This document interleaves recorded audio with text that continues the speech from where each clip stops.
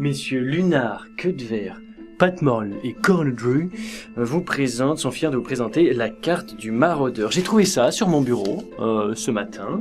Avec ceci, je n'ai aucune idée de ce à quoi ça sert, mais j'aurais juré voir des choses bouger à l'intérieur. Mais c'est pas possible, ce n'est qu'un bout de papier. Et je ne sais même pas le plan de quoi c'est, en tout cas pas ma chambre, elle n'est pas si grande, mais enfin, si tu es Potterhead, je pense que tu vois très bien de quoi je parle, puisque c'est un objet magique, hein. Peut-être de la magie noire. Je demanderai au professeur Lupin. En tout cas, aujourd'hui, je te parle d'Emma Watson, qui est très connue pour avoir joué dans Harry Potter, mais pas que. C'est parti, et puis, vive la magie, et je vais étudier ça d'un peu plus près.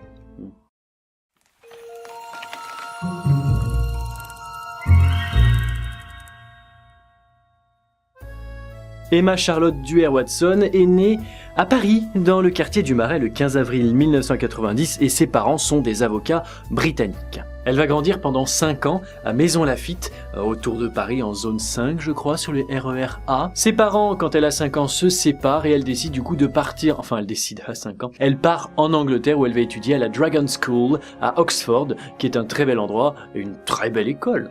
Oxford, les écoles sont magnifiques. Tout va bien à l'école pour elle, mais les professeurs notent quand même pas une agitation, mais quelque chose de bizarre chez notre élève Emma Watson.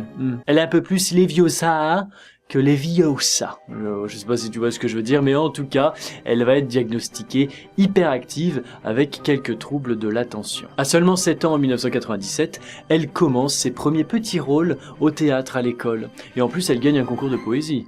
Brillant. Et finalement, 2-3 ans plus tard, entre 99 et 2000, elle reçoit un rôle dans le film Harry Potter qui est basé sur les romans de J.K. Rowling. Du coup, les directeurs de casting du film sont allés voir son prof de théâtre et après 8 auditions, elle passe devant 35 000 personnes pour avoir le rôle d'Hermione Granger. Elle connaissait déjà l'univers puisqu'elle avait lu le premier livre de Harry Potter.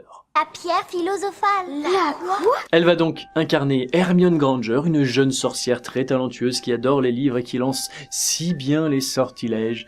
J'ai l'impression d'apprendre à quelqu'un à se servir d'une cuillère, tellement c'est évident. Tout le monde sait qui est Hermione Granger, mais je conçois que certaines personnes puissent ne pas aimer la saga. Hein. Je ne dis pas que tout le monde doit savoir ce que c'est, mais enfin tu as compris. Le premier film va connaître un énorme succès, ce qui va changer un petit peu le règlement de l'école d'Emma Watson. Pourquoi ? Eh bien, parce que forcément, quand tu es une star et que tu es dans un lieu public comme une école, tu es un petit peu amené à avoir quelques modifications dans ta vie, hein, de légère. Du coup, la direction de l'école décide de rajouter au règlement de ne pas venir voir Emma Watson, sauf ses amis bien sûr, de ne pas l'importuner, de ne pas lui demander d'autographe, ou même de ne pas lui parler du tout, ou presque, hein, bien sûr, puisque c'est elle qui décide d'aller vers les gens ou pas, mais c'est-à-dire les gens lambda autour d'elle n'ont pas à aller la voir en disant « Hey, do you want my goûter?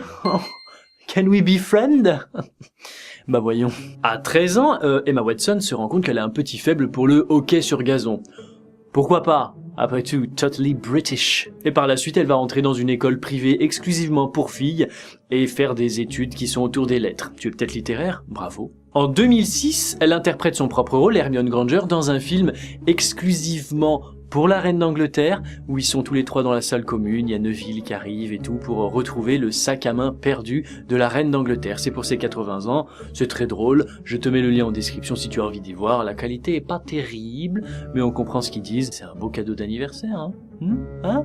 God save you, the Queen. Emma va aussi se lancer un petit peu dans la mode, à son insu, puisque forcément physiquement elle a quelques atouts, et du coup Burberry va la prendre en icône, en égérie de leur marque. Puis plus tard, elle va connaître encore de meilleurs partenariats, si je puis dire, tellement youtubeur de dire ça, et elle va devenir l'égérie officielle de Lancôme, ce qui n'est pas rien. En 2012, elle a 22 ans quand elle apparaît dans le film Le Monde de Charlie, aux côtés d'Ezra Miller, qui joue le rôle de Croyance dans Les Animaux Fantastiques.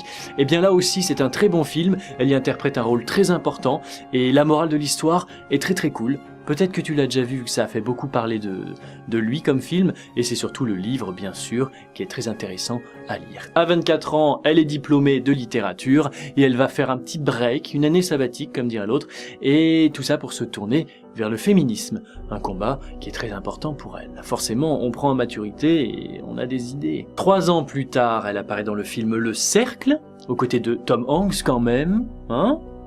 Beautiful. C'est un film qui va parler d'un petit peu la vie privée, le système Google, tout ça. Donc les retours sont pas terribles, mais c'est le roman qui est mieux, paraît-il. En tout cas, bon, voilà, Emma Watson dans Le Cercle, elle aligne les films, hein, puisque la même année par là, elle va être dans La Belle et la Bête, où elle incarne la Belle, avec brio. Un très beau rôle, et un très beau film aussi. Et bien sûr, elle est très connue pour son rôle dans Harry Potter. Mais à mon avis, quand tu as joué dans Harry Potter, tu es un petit peu... On te colle une image, hein, comme pour Le Seigneur des Anneaux et Gandalf, tu seras Gandalf à vie. Bon bah là, elle est Hermione Granger à vie. On verra plus tard pour Radcliffe et Grint, mais forcément, ça colle à la peau.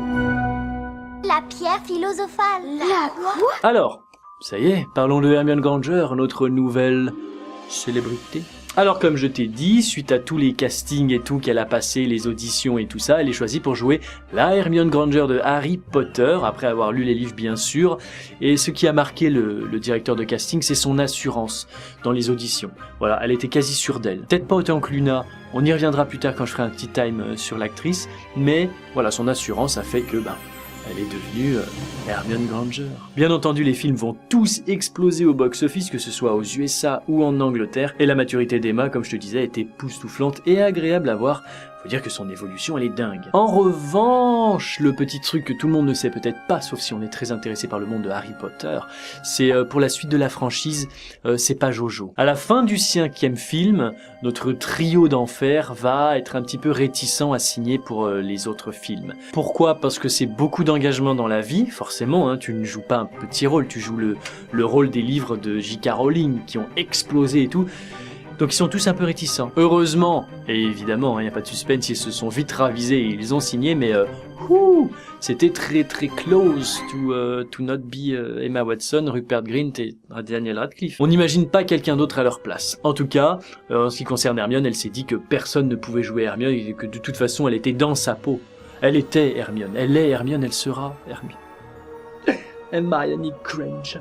Et du coup, tout ça explique le retard de Harry Potter et le prince de sang mêlé. La maturité d'Emma ne cesse de se faire remarquer dans les prochains films, après le 6, ce qui concerne surtout le dernier film. On voit très bien son évolution, on voit très bien qu'elle a mûri énormément, avec douceur, hein, toujours, mais elle gère des émotions très fortes, et dans un boulot d'acteur, c'est très complexe. Oh, et je ne sais pas si tu savais, mais Emma Watson est une prof de yoga certifiée.